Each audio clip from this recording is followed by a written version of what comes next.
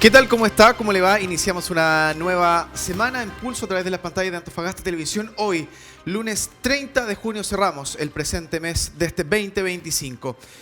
Transcurridas más de 24 horas de las primarias oficialistas, vamos a entrar a conversar, a desglosar las claves que le dieron el triunfo a Janet Jara. ¿Por qué arrasó no solamente en nuestra región, sino en el resto del país? ¿Cómo se entiende ya la carrera presidencial? ¿Se corta en algunos casos? ¿Cuáles son las caras y los nombres definitivos en ciertos aspectos de aquí a la papeleta de noviembre?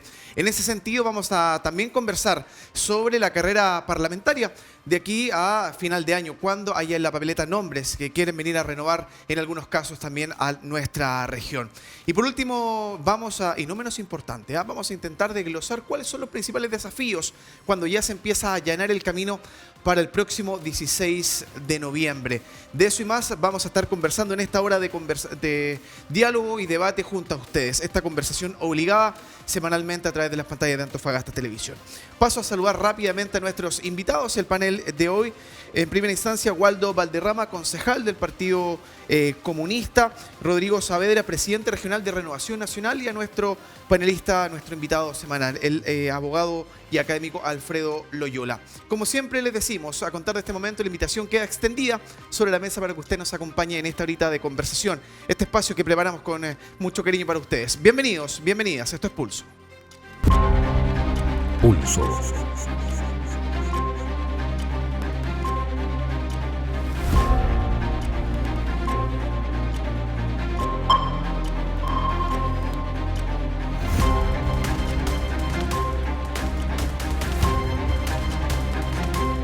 En Antofagasta Televisión. Bienvenidos a Pulso.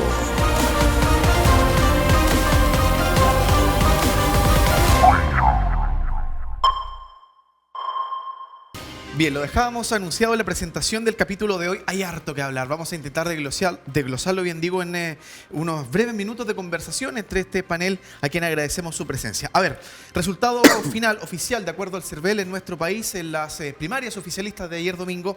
Janet Jara se impuso en todo Chile con más del 60% de las preferencias. Si le hacemos la bajada a nivel región, se impuso con un 57,86%, lo que en números, en cuanto a votos, son más de 19.000 sufragios. Hay que contemplar que, por ejemplo, Janet Jara es la primera candidata comunista en 25 años y fue la primera ministra del Trabajo desde el retorno de la democracia el año 90. Para entender esas claves vamos a empezar a conversar, concejal, gracias por su presencia, la amabilidad de su tiempo.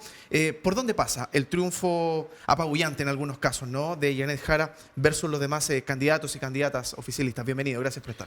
Bueno, yo creo que, primero que todo, muy buenas tardes. Yo creo que Janet Jara representa un sector importante de la sociedad hoy día que está reclamando mayores condiciones de justicia social y que en donde sus derechos sean realmente parte de la discusión política que hoy día debería llevar al país.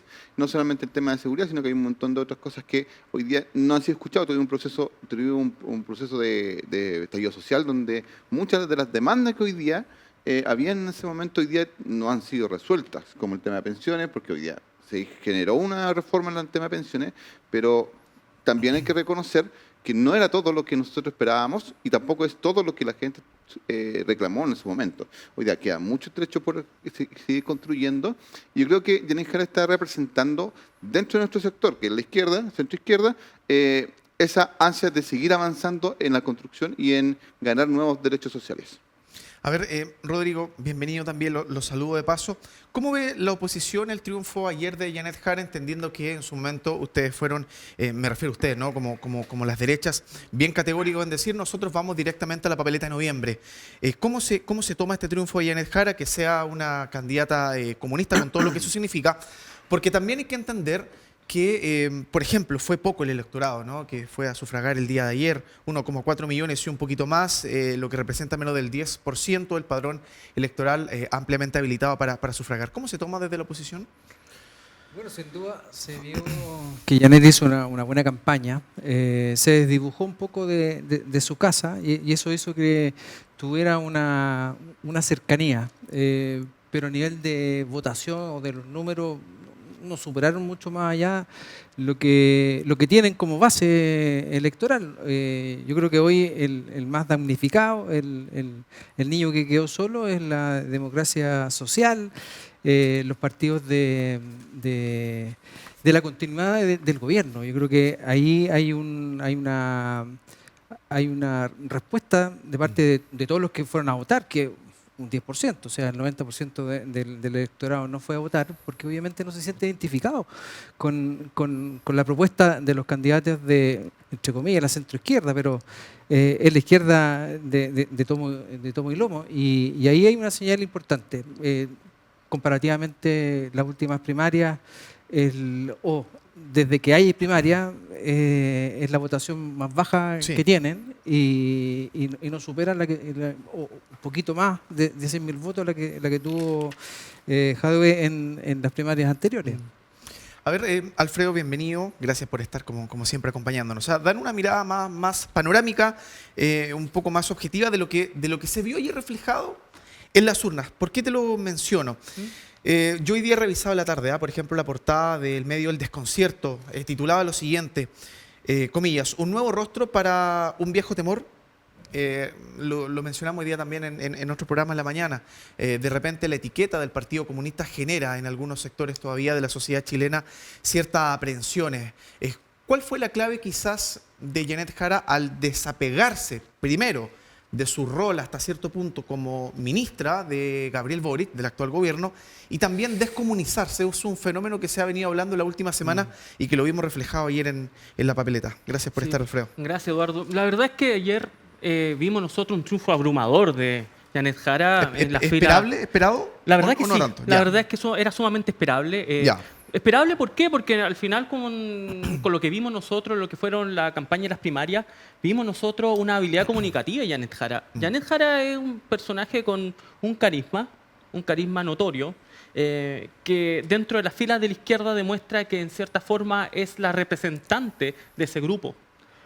Como una mujer que tal vez que representa al pueblo, con más calle, con más tacto con lo que el pueblo, a diferencia de tal vez los otros candidatos como Gonzalo Vinter, que es parte de la élite, es nieto de Alfredo Echeverri, uno de los abogados más grandes que ha tenido este país.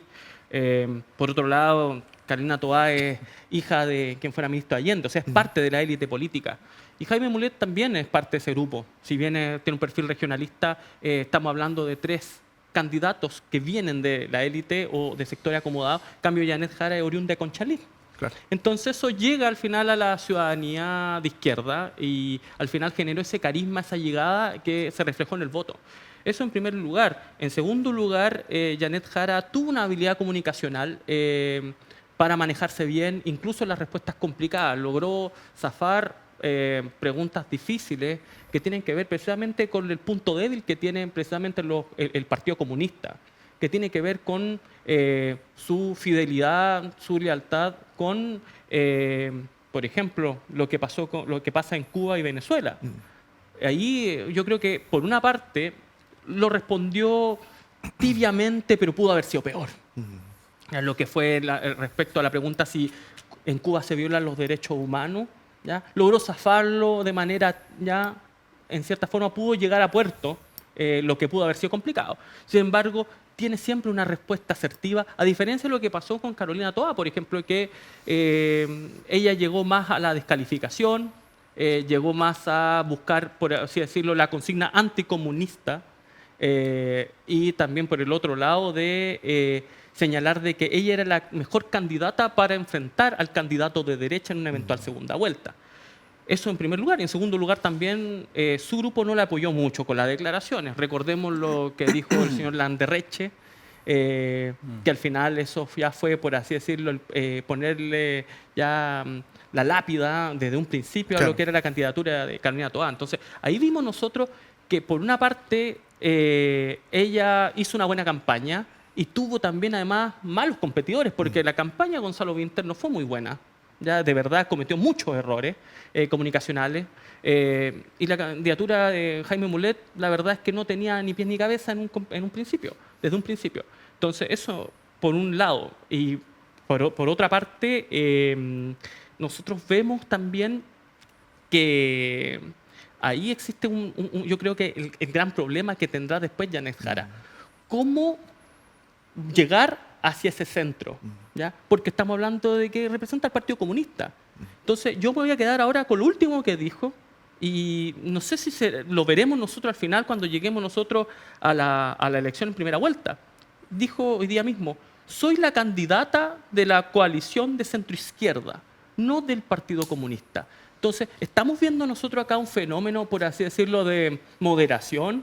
¿Veremos nosotros a Janet Jara, tal vez para sus aspiraciones políticas, tal vez renunciar a sus principios e incluso renunciar al Partido Comunista? Esas son como tal vez ciertas interrogantes que nos surgen respecto a lo que se vendrá acá, porque es verdad, o sea, como que hay un fenómeno, por así decirlo, de cierto temor de ciertos sectores más moderados respecto a lo que es el Partido Comunista.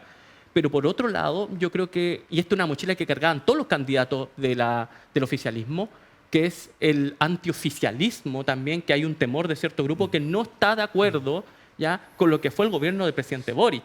Y nosotros vimos en la encuesta CADEM, un 60% de la ciudadanía no está de acuerdo con el gobierno del presidente Boric. Entonces, hay dos grandes mochilas que va a cargar Janet Jara en lo que se viene en la primera vuelta. Concejal, ¿cómo se toma esa declaración que acaba de leer Alfredo, entendiendo que ¿Cuál de la todas? figura... ¿Ah? ¿Cuál de todas? No, de que ella es la candidata de la centroizquierda más que del PC. Hay un alejamiento ya marcado, ya bien dicho por la candidata, cuando podría entenderse que Janet Jara es como la comunista menos comunista, al menos, ¿no? O una 2.0, un comunismo más, no sé, con un refresh. ¿Cómo se toma? Primero que todo, en respuesta a Rodrigo, que la derecha, si bien no son, hoy día las primarias vienen a resolver el liderazgo del sector. Sí. Primero que todo, tratando de responder las dos cosas. Obviamente, en una votación que es voluntaria y que es primaria de solamente un sector, no vamos a tener los números de una elección como voto obligatorio que pase la primera vuelta. Y además, la derecha nunca ha estado ni cerca de los votos que tuvimos nosotros en comparación desde que existen las primarias legales. ¿Ya? Nunca han logrado ni siquiera los números que hoy día tenemos como coalición, la derecha ha logrado llegar cerca de esa votación, ¿ya? En primarias legales. Segundo, es que Janet está diciendo, ella está liderando un sector. No solamente, ya fue la candidata, lideró el Partido Comunista como candidata presidencial, esa etapa ya pasó como representante y hoy día lidera a un sector completo que nos acordamos construir una propuesta de gobierno. Hoy día Janet Jara ha sido electa como la candidata de ese sector. Y eso es lo que está haciendo. No hay renuncia de principio, no hay especulaciones de que se va a salir del Partido Comunista porque tiene que representar a todos, a ver, porque tiene que renunciar a los principios. Esas son especulaciones que, sinceramente, hoy día son agotadoras realmente, porque finalmente uno no está renunciando a los principios. Hoy día estamos construyendo una propuesta donde tenemos coincidencias y tenemos diferencias. En las coincidencias construimos un programa con eso. Y la diferencia, acordamos cuáles son nuestras líneas rojas, donde no vamos a transar, pero que tampoco van a ser parte importante del programa de gobierno, porque hoy día representamos a una coalición y además a grandes esperanzas de muchos chilenos que hoy día quieren seguir avanzando en derechos sociales, que es la propuesta que representa Janet Jara. Entonces, seguir especulando en ese sentido, yo creo que es un error, no estar enfocado bien. Aquí no hay renuncia ideológica, no hay renuncia de principios principalmente. Sigue siendo los principios, sigue siendo de Janet Jara los que ha tenido desde que era dirigente universitaria de la USACH.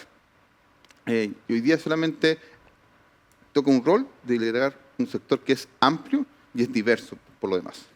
A ver, aclarada ese punto, que bueno también ir ya derribando algunos fantasmas que desde la tarde de ayer han surgido en todo el país. A ver, Rodrigo, hay que entender también que ahora la abanderada, la candidata Janet Jara, va a toparse con otros pesos pesados también. Y cuando uno piensa que la carrera ya puede cortarse un poquito o estrecharse un tanto, tenemos a un lado a Janet Jara, tenemos a Kaiser, tenemos a Kast y tenemos a Matei. Uno podría decir casi un 3-1, ¿no? Un poquito más desbalanceada la pesa en ese sentido. ¿Cuál cree usted que podría ser más o menos la estrategia discursiva ya de la derecha, entendiendo que van directamente a noviembre, a la papeleta final? Y de repente se ha ido también trizando de repente la derecha. Hay una suerte de varias derechas deambulando por ahí. ¿Cómo se se estrecha ese bloque también? ¿Cómo se aunan las voluntades? Yo creo que, a ver, no hay que perderse. Por una parte, Yandex Jara, militante de los 15 años del Partido Comunista, Sí. difícilmente va a perder sus ideales o la ideología. Independiente de que, obviamente, va a ir a buscar los votos de la centro-izquierda. Ahora, en ese escenario y en esta polarización que se ha dado, como Sí. bien me ha preguntado, entre la izquierda más radicales y las derechas más radicales, hay que pensar lo que hoy el país busca, necesita, Ujú. que son los consensos, son los acuerdos. Y en ese marco, Evelyn Matei es la que refleja esa capacidad, por su trayectoria, esa capacidad de convocar, habiendo sido diputada, senadora, alcaldesa, ministro, de lograr acuerdos, porque hoy el país creo que no está buscando revolución. O sea, lo que salió, creo que hoy, de volver a un proceso constituyente que ya fue rechazado, Sí, hay algunos que piden el tercero. Claro. en virtud de que el avance que ha tenido Chile estos 40 años se ha dado de buena forma a través de reformas. De acuerdo, de consenso, de la capacidad, digo, juntémonos en el centro. Yo tengo mi casa en un país, en un partido político que es de centro derecha, que siempre ha promovido los acuerdos. Y creo que lo que el país busca, respecto de todos los factores que hoy están deficientes, y que lo hemos vivido claramente desde el estallido social acá en la región, que es tener la capacidad de convocar, de tomar acuerdos, y no estar idealizado o radicalizado en los extremos. Rodrigo, Alfredo, a ver, vamos con el otro grupo, porque estamos hablando de ya la candidata oficialista, estamos hablando también del bloque opositor, pero hay un segmento que es el independiente, ¿no? La independiente, el candidato o la candidata. En algunos casos, por ejemplo, ya se ha mencionado Marco Enrique Ominami, hay algunos que mencionan también que Harold Maynicol puede agarrar cierta fuerza, más allá de que haya metido incluso la selección chilena como un argumento válido, pseudo válido para generar adhesión, ¿no? Discutible, la verdad. Claro. Ahora, Un ¿en poco qué pobre. posición? ¿En qué Claro. posición queda también? ¿Cuál es el reto para las figuras independientes que algunos ya están enarbolando varias banderas con ellos? Sí, mira, la verdad es que estos candidatos no creo que representen un peso significativo como para mover la balanza, la verdad. Yo creo que el único candidato, por así decirlo, que está como outsider fuera de lo que son los dos grandes bloques, izquierda o derecha, es Franco Parisi. Franco Parisi yo creo que es el que hay que tener mucho ojo, porque está ahora en la encuesta de Cadem está igualado a Evelyn Matei. Entonces, Franco Parisi, uno no sabe si al final va a subir, ya, cómo se dan las cosas con él. Sin embargo, el voto de él ya para una segunda vuelta va a ser importante y van a buscarlo ambos sectores. Entonces, yo creo que ahí es donde se ve la cosa interesante. En el caso de Marco Enrique Ominami, ya históricamente ha sido un candidato así para sencillamente reunir unos votos y estar 4 años prácticamente dando charlas, discursos, participando en el Foro Sao Paulo y más que eso, nada más. O sea, cada vez se está volviendo, en mi opinión, más intrascendente. Marco Enrique Ominami no tiene una relevancia dentro de los sectores izquierda y por algo es que él no participa en las primarias junto con el resto de candidatos que tienen unas propuestas más serias, ¿ya? Y lo de Harold Maynicol, la verdad es que él se dice como un candidato político, un candidato que no es ni de izquierda ni de derecha, y con sus ideas de como llevar por ejemplo, un técnico de la talla de Pep Guardiola a la selección chilena, Claro. yo creo que con eso está demostrando tal vez que su propuesta no es muy seria. Entonces, yo en ese sentido creo yo que si bien es importante y siempre hay que tomar en consideración candidatos independientes, nosotros hemos visto históricamente candidatos independientes que han sido tal vez relevantes en la historia nacional. En su momento fue el Frafá Errázuriz, por ejemplo, ¿ya? Centro-centro. Centro progresista. Claro. ¿Ya? Entonces, desde el cura Zamorano hasta el Frafá Errázuriz, ya históricamente Chile ha tenido candidatos que en cierta forma han influido para después definir una elección. Sin embargo, yo creo que ahora mismo estos candidatos independientes no revisten de esa trascendencia para mover la brújula. Antes de la pausa, debiésemos cortar los 4 nombres que tiramos sobre la mesa recién. ¿Ahí se corta la carrera presidencial? En mi opinión, sí. Ya. En mi Estamos opinión, hablando sí. de Jara, Kaiser, Cast, Matei. Hasta ahí. No, yo sumaría a París. Ya. Yo sumaría a París. Podría Son ser el cinco. quinto que se El mete en la quinto. pelea. Por eso el Independiente va en ¿Sí? París. Rodrigo, Waldo, Sí. ¿concordamos en esos nombres? Sacaría a Kaiser. Sacaría Kaiser. Debiese bajarse. Hay algunos que piensan que incluso podría bajar su candidatura. No le veo relevancia a su candidatura realmente. Ahí está. Con esa reflexión nos vamos a la pausa. Marcamos el primer quiebre de esta noche. A la vuelta analizamos las cartas parlamentarias de nuestra región de Antofagasta para la papeleta del próximo 16 de noviembre. Vamos a hablar un poquito de los nombres, cuáles han sido también sus implicancias en el tiempo y nuestros invitados dirán hacia dónde se inclina quizás la balanza y la brújula política. Pausa y seguimos. Sigue Pulso por Antofagasta Televisión. Estamos de vuelta, gracias por seguir en nuestra sintonía. A ver, concejal, vamos a ir tirando algunos nombres, algunas cartas sobre la mesa. Vamos a revisar las candidaturas a diputado en Antofagasta, evaluar también cuáles son sus fortalezas, sus desafíos, sus debilidades, porque casi un análisis FODA a la rápida. A ver, José Miguel Castro, de profesión médico veterinario, actual presidente de la Cámara Baja, va por la reelección en el distrito 3. ¿Cómo se evalúa hasta el momento el desempeño de José Miguel Castro y cuál podría, cree usted, ser su aporte, ¿no?, en una posible reelección a final de O sea, año? ahí Rodrigo podrá corregirme o no, pero yo creo que José Miguel Castro también está en doble banda, o sea, está peleando un liderazgo en la región frente a Paulina Núñez, yo creo que le compitió dentro del partido en la elección nacional y además tratando de consolidarse como parlamentario para poder seguir creciendo. Creo que él está viendo seguir nuevamente como diputado para justamente poder competir la Paulina Núñez en la senatorial en la próxima elección. Evaluación hasta ahora, puntos fuertes, debilidades del diputado Castro. Un análisis Yo rápido. creo que está haciendo su juego y él, bueno, vamos a ver cómo le resulta. Rodrigo, le repito la consulta sobre el diputado Castro, el presidente de la Cámara. Bueno, José ha tenido, obviamente, que el liderazgo que no es comparativo con el de la senadora. Dos han ido tomando su posicionamiento. Hoy la senadora desde la Cámara Alta y hoy José Miguel como presidente de la Cámara Baja. Ha tenido obviamente el posicionamiento primero en la región, obviamente que le favorece al ser presidente de poder tener una mirada más de Estado y obviamente que eso le hace bastante bien a la región.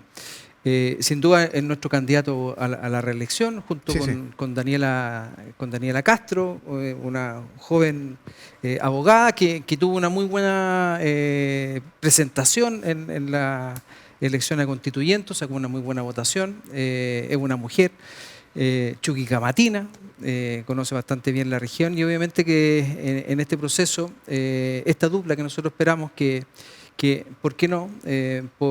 Poder tener la posibilidad de ir con dos parlamentarios, obviamente que va a estar sujeto a las duplas que también lleven nuestros socios de Chile Vamos, pero obviamente que en materia que José Miguel ha visto en el Congreso, y obviamente hay más de 16 mociones en temas importantes de seguridad, deporte, que siempre está bien al piso, en temas de salud, de control de armas, que es una de las cosas que preocupa en la región respecto de la inseguridad.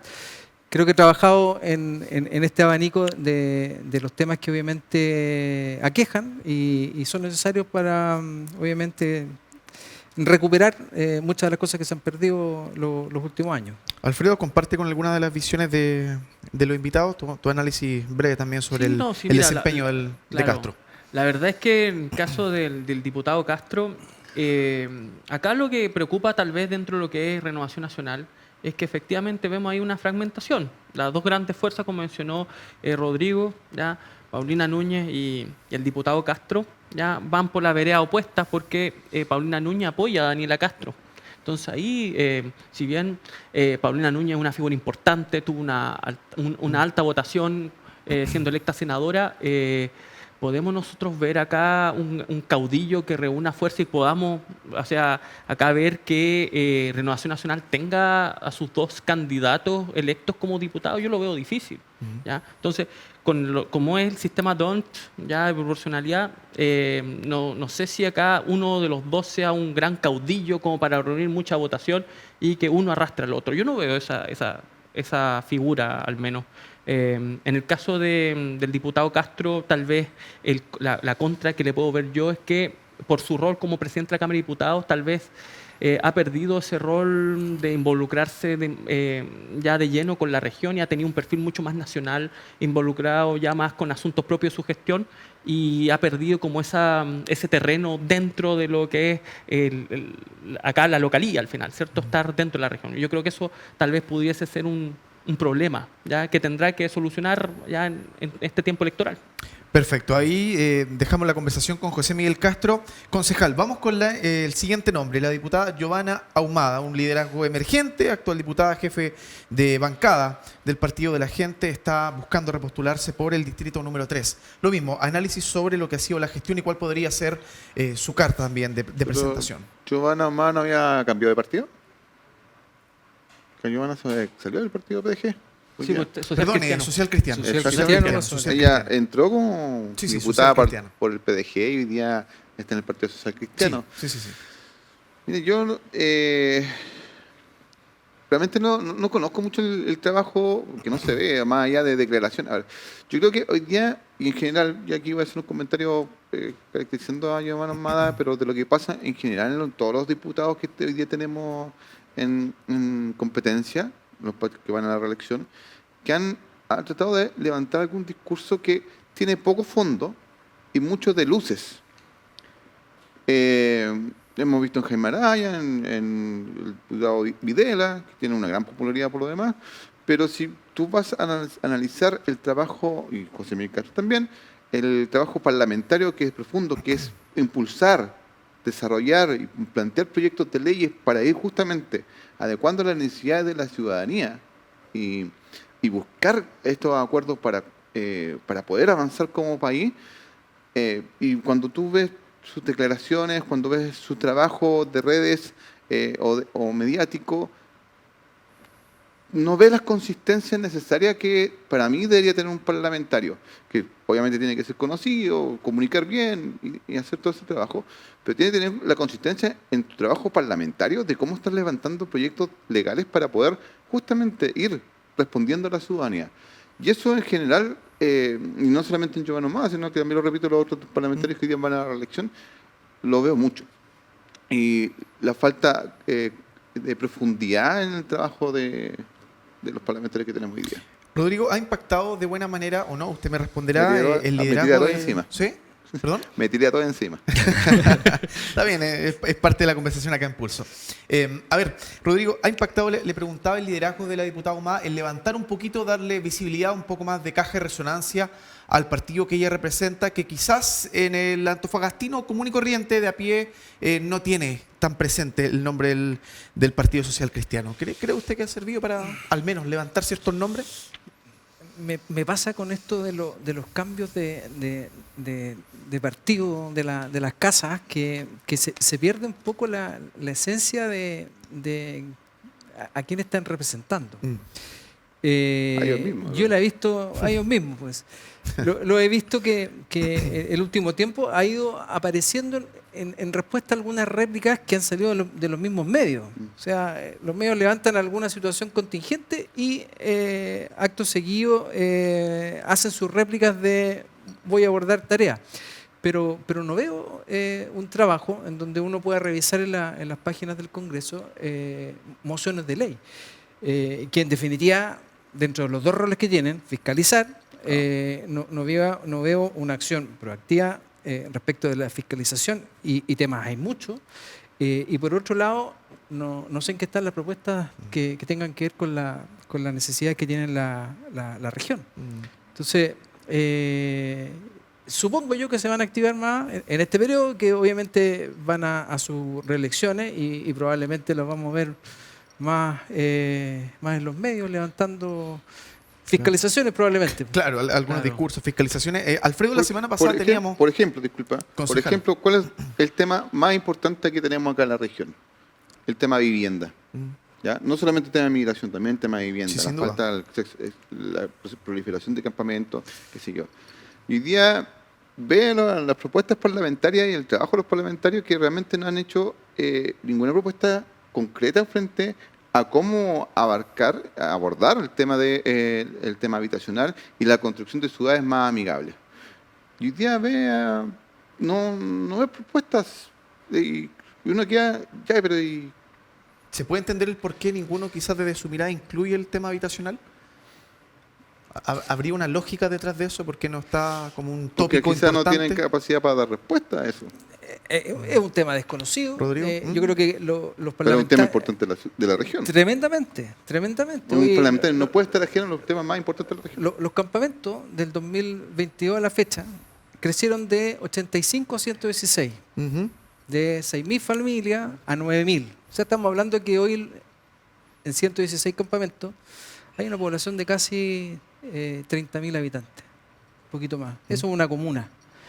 Y hoy nos han visto acciones desde el gobierno regional, que han estado ahí tratando de trabajar puntualmente en uno, pero el rol del parlamentario, que si bien no es levantar proyectos, sí, los que son de parte del oficialismo, creo que han ayudado poco a los mismos servicios a tocar las puertas en los mismos ministerios respecto a los recursos, respecto de la problemática de la permisología, de la aprobación de proyectos. No hay banco de terreno, que fue que trabajamos bastante. Ahí tiene ejemplos que los parlamentarios podrían contribuir con proyectos de ley.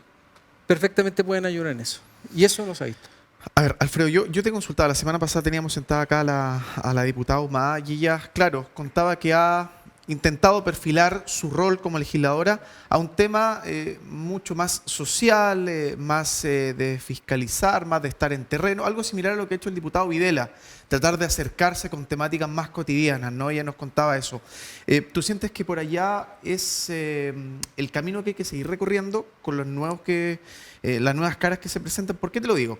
Porque los legisladores debiesen cumplir 3 grandes funciones. Una de ellas fiscalizar, legislar, pero también, a ver, cuando la gente quiere endosar ciertas responsabilidades, muchas veces se pierde. ¿A qué autoridad le corresponde? ¿A qué autoridad le compete resolver ciertos temas? ¿Siente que hace falta un poquito esa bajada en los parlamentarios de la región, que estén más cercanos? ¿O estamos hablando necesariamente de manejar temas a nivel regional que se han puesto ahí en la moneda a nivel central? ¿Por dónde Sí. va el perfil de los que debiesen postular ahora? Qué buena pregunta, porque es precisamente lo que en esto yo comparto lo que menciona Waldo y Rodrigo respecto a lo que pasa con la diputada Humada. O sea, yo creo que acá nosotros hemos visto la diputada Humada que está muy activa en los medios, en redes sociales y sobre todo aprovechando donde nosotros vemos casos de corrupción. Ella es la primera que fue, por ejemplo, en el caso CDMS, fue Sí. quien llamó a que Contraloría, ofició a Contraloría para que se investigara este asunto. Entonces, acá vemos que aprovecha esta instancia precisamente para cumplir con ese rol ya de, como legislador, además, el rol de fiscalizar. Sin embargo, está perdiendo ese rol precisamente de participar en los proyectos de ley, en la iniciativa, en generar estas discusiones para llevar a cabo el rol legislativo propiamente tal. Entonces, no sé si esto es el objetivo de ella precisamente para llegar al votante. El votante tal vez no tiene la conciencia de que el diputado, el senador, su rol principal es precisamente la creación de proyectos de ley y que nosotros avancemos en eso, sino que se le ve como un rol de político a secas, donde prácticamente se convierte en una especie de sheriff contra la corrupción, y en eso ella ha cumplido un rol importante y lo demuestra mediáticamente. Además que hay que sumarle también otro punto. Johanna Humada se ha mostrado también en una perspectiva valórica también, definiéndose contraria, por ejemplo, a lo que es el proyecto de ley respecto a la legalización del aborto. Entonces, y es por eso mismo que ella se suma al Partido Social Cristiano. pasó de lo que era el Partido de la Gente, El PDG, claro. coqueteó en un momento, si no me equivoco, con Demócrata, hasta llegar a lo que ahora es el Partido Social Cristiano. Y es precisamente por las convicciones valóricas que ella lo demuestra, lo expresa ya en su recurrentemente. Entonces, yo creo que hacia ahí va lo que es el Giovanna Ahumada, en lo que es su candidatura ahora, su reelección. Concejal, ¿dónde debiesen estar apuntados los principales ítems de conversación, las preocupaciones, los desafíos de los que se postulen a la carrera parlamentaria por la región? ¿Dónde ellos deben visualizar los cambios para la región? Mira, hoy día el tema de seguridad sin duda es un tema. ¿Ya? El tema de seguridad, el tema de migración, el tema de habitacional que estábamos planteando Sí. recién, y el tema de crecimiento económico, que es un tema que desarrollamos muy poco en esta región porque estamos acostumbrados a que tenemos grandes números de la minería. Sí. ¿Ya? Pero sabemos que esos grandes números de la minería no llegan a todo el común antofagastino y de la región. Y finalmente a veces pagamos las consecuencias de justamente de ese perfil minero de alto ingreso, que el per cápita se ve alto, pero realmente no se reparte en la misma fuerza de la ganancia.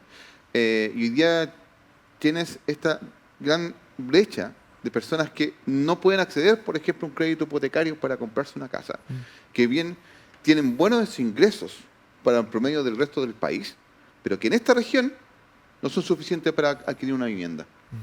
Y eso también prolifera, es parte de la razón por la cual el tamaño de los campamentos que tenemos hoy día. No todos son porque no tengan ingresos.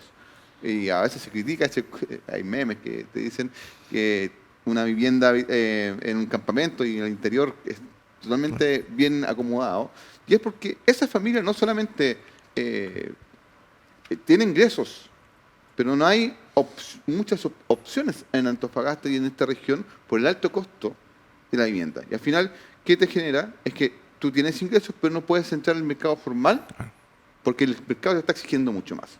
Y por ejemplo, ahí hay una oportunidad de proyectos legales que podrían estar discutiendo los parlamentarios justamente para ver cómo logramos que con los ingresos que hoy día tienen los antofagastinos en nuestra región puedan acceder a vivienda, ya sea vía nuevos tipos de subsidios, regulación del mercado en algunos niveles, etcétera, un montón de mecanismos que se podrían estudiar y discutir. Yo creo que hoy día el único liderazgo que he visto de parlamentario en esta región ha sido el senador Esteban Velázquez con el tema del royalty, que trabajó aún a nivel macrozonal a distintos parlamentarios de distintas corrientes y también a los municipales y concejales. Nosotros también estuvimos discutiendo en una convocatoria que hace el senador Esteban Velázquez. Y ¿cuál es su característica? Que tiene poco trabajo de redes sociales anunciando y fiscalizando y haciendo escándalo por todos los temas. Yo creo que ese tipo de liderazgo creo que hay que apuntar. Hoy día los parlamentarios no lo veo. Y para mí sería sumamente interesante que a nivel parlamentario también exista el liderazgo. En Antofagasta, en nuestra ciudad, en el año 30 hubo un liderazgo que yo siempre he reconocido y admirado, que es del otro sector, Partido Liberal de la época, en los años 30, donde, se me olvidó el nombre del alcalde, pero de los años 30, donde hizo el Centro para el Progreso, donde logró con su liderazgo reunir a distintos sectores del mundo privado, del mundo público, y sacar a Antofagasta del retraso que tenía en esa época. Ahí se pavimentaron calles, se electrificó la ciudad, se creó el Parque Brasil, la industrialización trajo nueva industria. Y hoy día no tenemos ese nivel de debate aquí en la región, teniendo tantos problemas que discutir.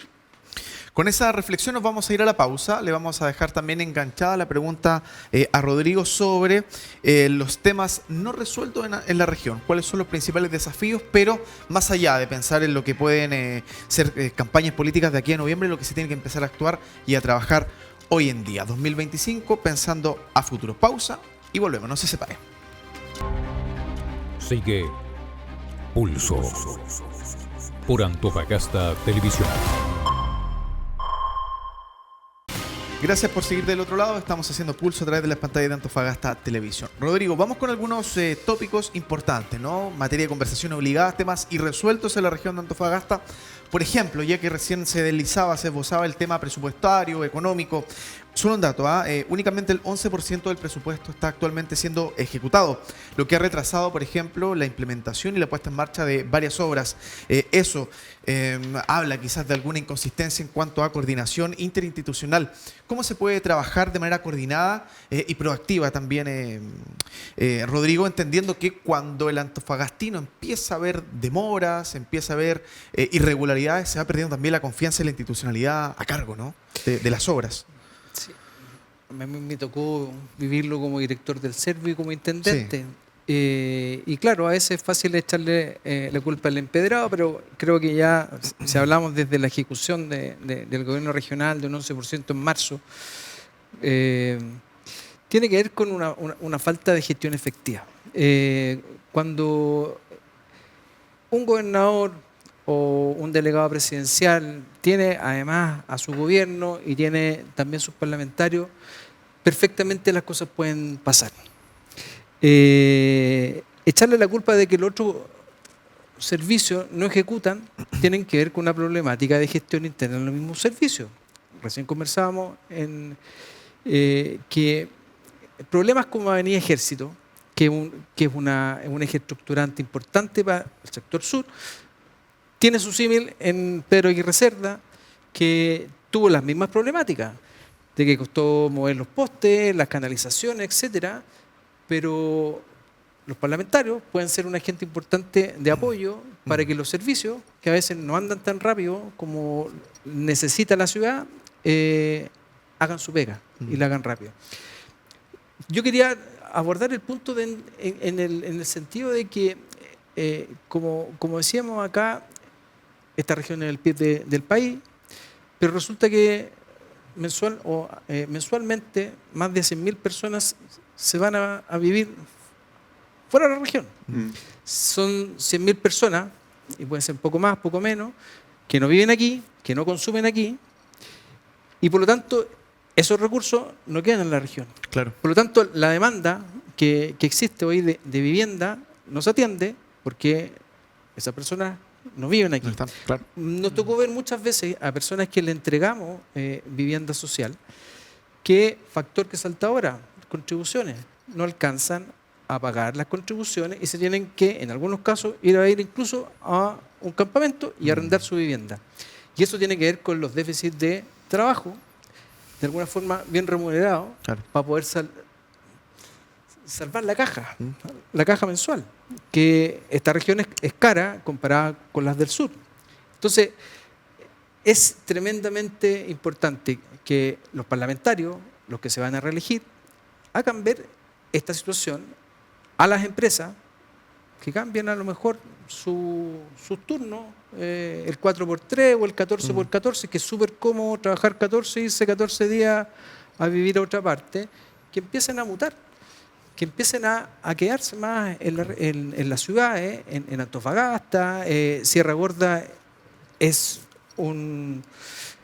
en muchos casos hay mucho conventillo de gente viviendo que trabaja ahí y no tiene dónde estar, y la verdad es que viven hacinados. Entonces hay hartos factores en donde los parlamentarios sí pueden hacer mucha gestión, y obviamente que los recursos que muchos dicen somos el PIB del país se queden aquí, claro, de forma importante. De más está decir que obviamente que el gobierno regional pone recursos a los servicios, y en eso, si no hay coordinación y obviamente que no hay un fin común del beneficio, hoy, y con esto termino, vemos ejemplos en donde en esta ciudad no se construyeron avenidas, calles importantes en los últimos 4 años.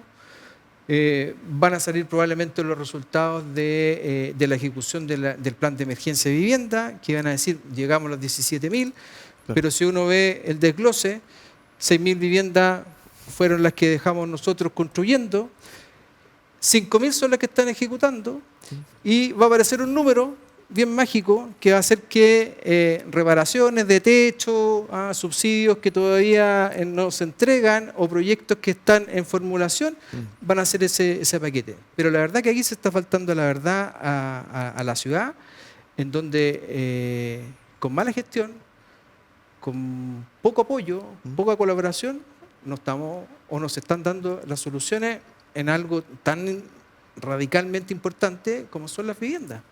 Alfredo, recién el concejal mencionaba el déficit habitacional, que es creciente, hay una crisis como lo reza el GC. Rodrigo nos mencionaba también cómo tratar de empezar a revertir el panorama en cuanto a la actualidad presupuestaria de la región, el manejo de los fondos, de los recursos. Ahora, hay un punto que es importante que tiene que ver con la infraestructura institucional, sobre todo de la esfera pública, las reparticiones públicas, cómo generan un ambiente amigable u hostil en algunos casos también para cuando la comunidad, la población va a atenderse, va a hacer trámites. En algunos casos se puede entender que falta modernizar. Para los mismos profesionales, la rama administrativa, técnica de esos lugares también se le complejiza el trabajo puesto que no tienen las herramientas necesarias. ¿Exige quizás la región la prioridad necesaria a nivel país? ¿O es también una realidad nacional que de repente nos rebota también a nosotros como antofagastinos? Sí, bueno, ¿Es un panorama común? ¿Es un panorama más particular? el tema, Eduardo, es que nuestra región lo exige y es una realidad nacional. El problema que tenemos nosotros en materia de servicios públicos y de cómo se provee de las necesidades a la comunidad es un problema nacional. Es un problema donde yo creo que esto implica una reforma importante a la legislación, desde lo que tiene que ver con los procedimientos administrativos, una reforma al estatuto administrativo, al nombramiento de los cargos, hasta también lo que son los procesos de licitación. Yo creo que ahí debe haber una reforma importante.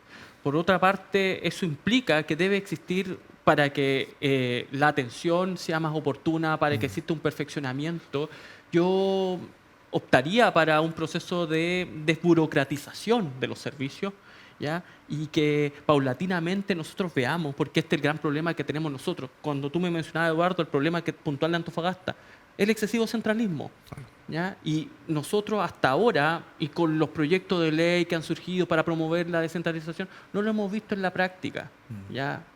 Como queremos, ¿ya?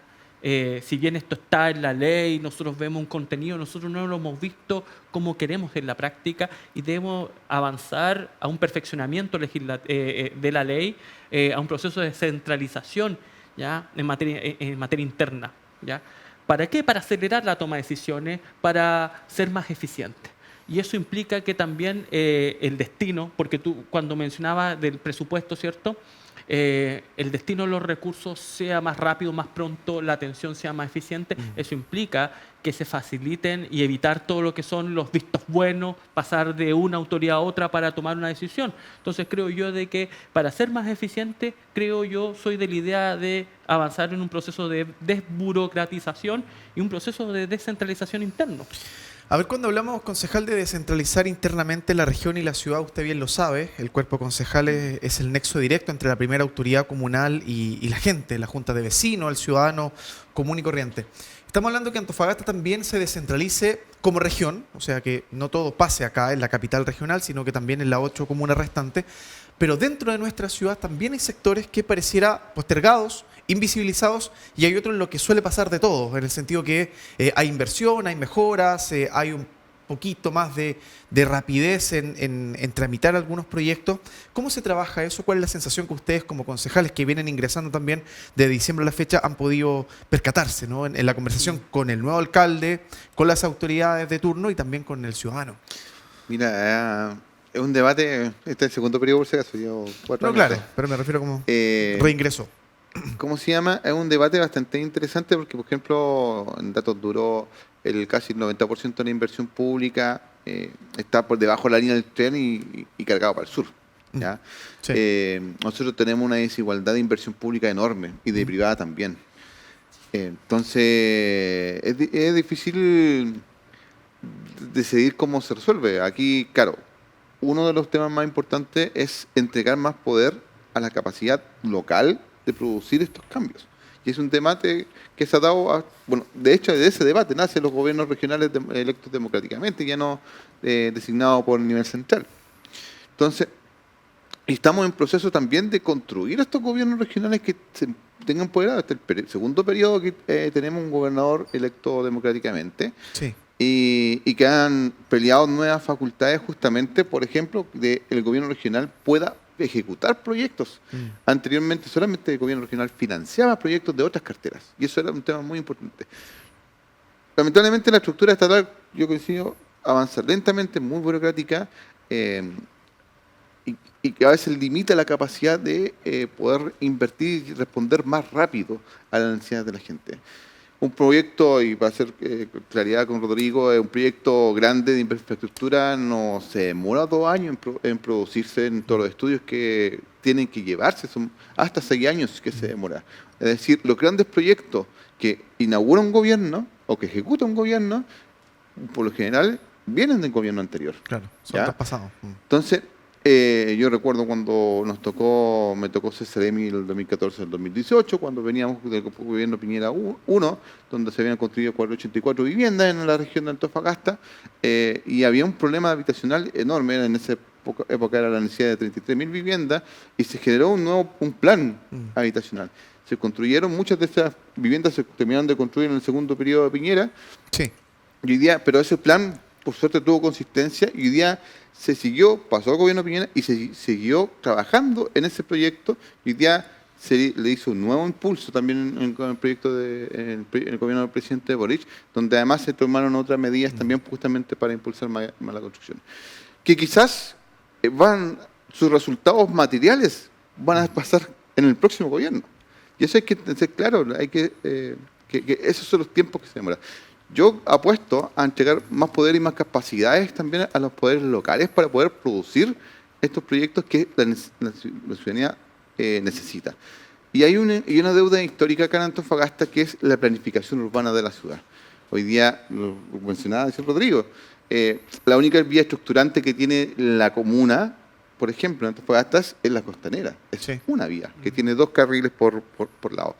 Y finalmente el resto de la ciudad no tiene continuidad, y eso genera, yo que fui Seremi Transporte, era un gran problema porque no podíamos generar nuevos servicios o mejores servicios más eficientes, porque se limitaba al choque de la falta de vía estructurante. Hoy día se están haciendo los estudios que vienen del año 2014, que se pararon después del 2018 y hoy día se retomaron.